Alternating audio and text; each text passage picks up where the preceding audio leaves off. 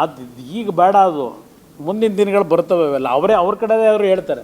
ನಾನು ಅದಕ್ಕೆ ಹೇಳಿದ್ದು, ನಾನು ರಾತ್ರಿ ಟೈಮಲ್ಲಿ ಭೇಟಿ ಮಾಡಲ್ಲ, ಕದ್ದು ಯಾರನ್ನೂ ಭೇಟಿ ಮಾಡಿಲ್ಲ. ಯಡಿಯೂರಪ್ಪನವ್ರನ್ನ ಭೇಟಿ ಮಾಡಿದಾಗಲೂ ನೇರವಾಗಿ ಕೃಷ್ಣ ಕಚೇರಿಗೆ ಹೋಗಿ ಎಲ್ಲರನ್ನೂ ಇದ್ದಾರೆ ಸಾರ್ವಜನಿಕವಾಗಿ ಭೇಟಿ ಮಾಡಿ ಬರೋನು ನಾನು. ಯಾಕೆ ಗೊತ್ತಿಲ್ಲ ನನಗೆ. ಪದೇ ಪದೇ ಈಗ ನನಗೆ ಬಿ ಜೆ ಪಿನಲ್ಲಿ ಏನು ನಡೀತಿದೆ ನನಗಂತೂ ಗೊತ್ತಿಲ್ಲ.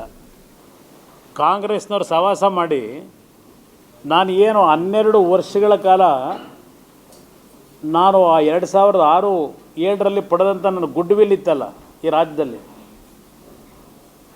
ಅವತ್ತು ಅಧಿಕಾರ ಹಸ್ತಾಂತರ ಆಗಲಿಲ್ಲ ಅಂತಕ್ಕಂಥ ಒಂದು ದೊಡ್ಡ ಪ್ರಚಾರದ ನಡುವೆನೂ ಆ ಗುಡ್ ವಿಲ್ ಲೈಫ್ ಇಟ್ಕೊಂಡಿದ್ದೆ. 12 ವರ್ಷ ಸಾಕಿದ್ರು ನನ್ನ. ಈ ಕಾಂಗ್ರೆಸ್ನವ್ರು ಸಹವಾಸ ಮಾಡಿ ದೇವೇಗೌಡರ ಮಾತು ಕಟ್ಕೊಂಡು, ಪಾಪ ನಾನು ದೇವೇಗೌಡರ ಬಗ್ಗೆ ಲಘುವಾಗಿ ಮಾತನಾಡಲ್ಲ. ಕಾರಣ ಅವ್ರ ಎಂಟೈರ್ ಲೈಫ್ ಬಂದಂಥದ್ದು ಎಲ್ಲೋ ಒಂದು ಕಡೆ ಒಂದು ವ್ಯಾಮೋಹ ಅವರಿಗೆ ಈ ಸೆಕ್ಯುಲರ್ ಐಡೆಂಟಿಟಿ ಬಗ್ಗೆ. ಅವ್ರದ್ದೇ ಆದಂಥ ಒಂದು ಕಮಿಟ್ಮೆಂಟ್ ಏನಿತ್ತು ಸಾರ್ವಜನಿಕ ಜೀವನದಲ್ಲಿ, ಅವರ ಒಂದು ಭಾವನೆಗಳಿಗೆ ಮತ್ತೆ ಪುನಃ ನಾನು ಧಿಕ್ಕರಿಸಬಾರ್ದು ಅಂತ, ಈ ವಯಸ್ಸಿನಲ್ಲಿ ಅವ್ರಿಗೆ ನೋವು ಕೊಡಬಾರ್ದು ಅಂತೇಳಿ ಕಾಂಗ್ರೆಸ್ನವ್ರ ಜೊತೆ ಸರ್ಕಾರ ಮಾಡಿದ್ದೆ. ನಾನು 12 ವರ್ಷ ಪಡೆದಂಥ ನನ್ನ ಗುಡ್ ವಿಲ್ ಇತ್ತಲ್ಲ, ಸರ್ವನಾಶ ಮಾಡಿದವರು ಈ ಸಿದ್ದರಾಮಯ್ಯವ್ರ ಗುಂಪು, ಈ ಕಾಂಗ್ರೆಸ್ನವರು. ಯಾತಕ್ಕೆ ನಾನು ಒಂದೇ ತಿಂಗಳ ಕಣ್ಣಲ್ಲಿ ನೀರು ಹಾಕಿದೆ ಮುಖ್ಯಮಂತ್ರಿಯಾಗಿ. ಅವ್ರು ಏನೇನು ಮಾಡ್ತಿದ್ದಾರೆ ಗೊತ್ತಿತ್ತು ನನಗೆ.